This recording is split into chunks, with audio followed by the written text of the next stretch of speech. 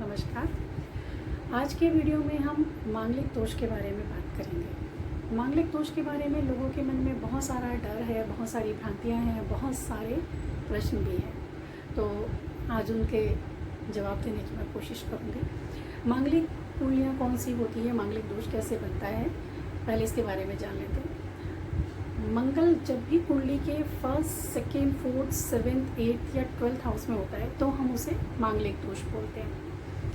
मंगल basically जब भी first या 7th हाउस में होता है तो ऐसे लोग थोड़ा ज़्यादा गुस्से वाले होते हैं, गुस्सा उनका तेज़ होता है, तो वो डायरेक्टली मैरिज के हाउस को इम्पेक्ट करता है। दूसरा, मंगल अगर 2nd या 8th हाउस में होता है तो वो वाणी दोष देता है। ऐसे लोग बोलने में थोड़ा सा तेज़ होते हैं या ऊंची आवाज़ में बात करते हैं। जब वो गुस्से में होते हैं तो भूल जाते हैं कि वो किसके सामने है, कहाँ है, क्या बोल रहे हैं, ये एक प्रॉब्लम आती है। दूसरा, बोलते बोलते धीरे धीरे टोन उनका हाई होने लगता है, तो ये भी एक समस्या हम देखते हैं।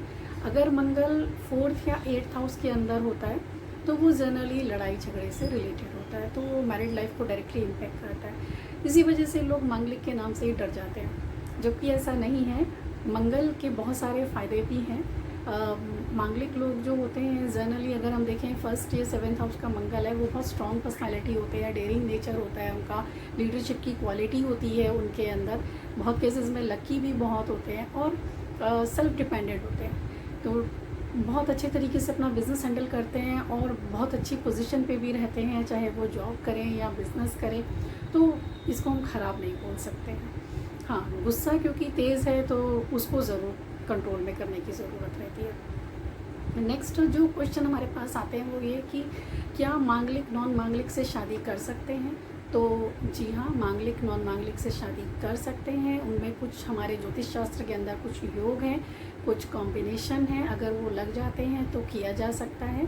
इसमें इंडिविजुअल कुंडली के लिए भी बहुत सारे ऐसे कॉम्बिनेशन हैं जो मांगलिक दोष को कैंसिल करते हैं, और मैच मेकिंग के अंदर भी बहुत सारे ऐसे कॉम्बिनेशन हैं जो मांगलिक दोष को कैंसिल करते हैं। तो अगर दोनों केसेस में से कोई भी लग रहा है तो मांगलिक दोष कैंसिल हो जाता है। आप मांगलिक नॉन मांगलिक से भी शादी की जा सकती है, इसमें कोई प्रॉब्लम नहीं है। नेक्स्ट जो क्वेश्चन आता है वो ये है कि हमें कहा गया है जी कि अगर हम नॉन मांगलिक से शादी कर लेंगे या मांगलिक से शादी कर लेंगे, मांगलिक नॉन मांगलिक की बेसिकली अगर शादी करवा दी जाए तो दोनों में से किसी एक की डेथ हो जाएगी। ऐसा नहीं होता। जो जितनी आयु लिखवा करके आया है वो उतनी फिक्स है। कुंडली में लिखा होता है कि ये अल्प आयु है, ये मध्य आयु है या ये पूर्ण आयु है। अगर किसी की पूर्ण आयु वाली कुंडली है तो किसी से शादी करके उसकी आयु अपने आप ही कम नहीं हो सकती, उसके प्लैनेट नहीं बदल सकते, इसलिए डरने की कोई बात नहीं है। दूसरी जो क्वेश्चन लोगों के मन में आता है कि जी हमें किसी ने कहा था कि अगर हम मांगलिक नॉन मांगलिक की शादी करवा देंगे तो फैमिली के अंदर बहुत बड़ा प्रॉब्लम हो जाएगा, पूरी फैमिली को ही दिक्कत हो जाएगी, या पूरी फैमिली बीमार होने लग जाएगी, या फाइनेंशियली बहुत ज़्यादा दिक्कत होनी शुरू हो जाएगी। ऐसा भी नहीं होता है। बेसिकली फाइनेंसिस की बात ऐसे है कि वो तो हमारे हाथ में है, हम कितना कमाते हैं, हम कैसे अर्न करते हैं। अगर कोई इंसान बहुत अच्छा कमा रहा है वो उसकी अपनी मेहनत है और उसके अपने ग्रह हैं, और अगर कोई इंसान नुकसान में जा रहा है तो भी उनकी मेहनत है और उनके ग्रह हैं। कुछ टाइम पहले मैंने एक फेसबुक में किसी की क्वेरी देखी थी, उन्होंने लिखा था कि जब से मेरी शादी हुई है तब से मेरा बिज़नेस अच्छा नहीं चल रहा है और अब वो बंद होने की कगार पे आ गया है, क्योंकि मैं नॉन मांगलिक हूँ, मेरी वाइफ मांगलिक है, तो मेरी वाइफ के मांगलिक होने की वजह से मेरे बिज़नेस में लॉस हो रहा है।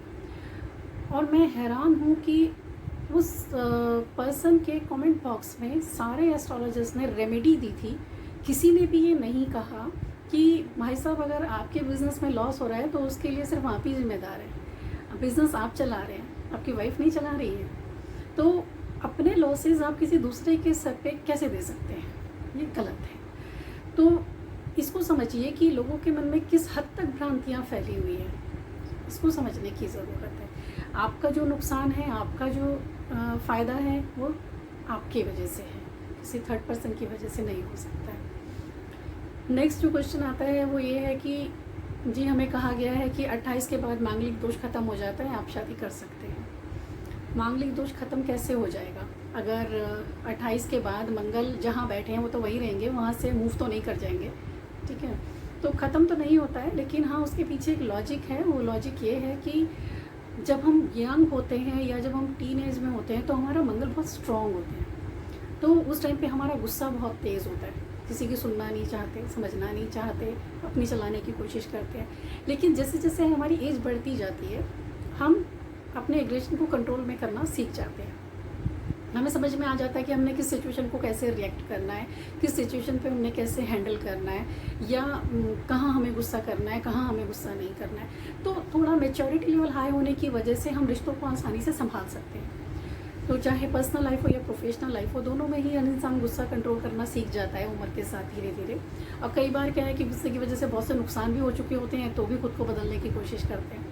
इसीलिए हम कहते हैं कि शादी थोड़ा सा लेट करनी चाहिए। जो लोग स्ट्रॉन्ग मांगलिक हैं कम से कम 28 तो निकलने दीजिए, ताकि थोड़ा सा मैच्योरिटी लेवल हाई हो जाए और वो अपने घर को, अपनी फैमिली को अच्छे से संभाल सकें। तो ये एक रीज़न है जिसके लिए हमारे पास क्वेरीज आती हैं। तो इस तरीके से बहुत सारे क्वेश्चंस हैं, बहुत सारे डर थे लोगों के मन में, जिनको मैं दूर करने की कोशिश करती हूँ। बहुत लॉजिकल रीज़न के साथ कोशिश करती हूँ समझाने की। फिर भी अगर आपके पास और कोई क्वेरी है या अगर आप मैच मेकिंग करवाना चाहते हैं तो आप मुझसे कांटेक्ट कर। तब तक के लिए नमस्कार। अगले वीडियो में हम फिर कुछ नए टॉपिक के ऊपर बात करेंगे।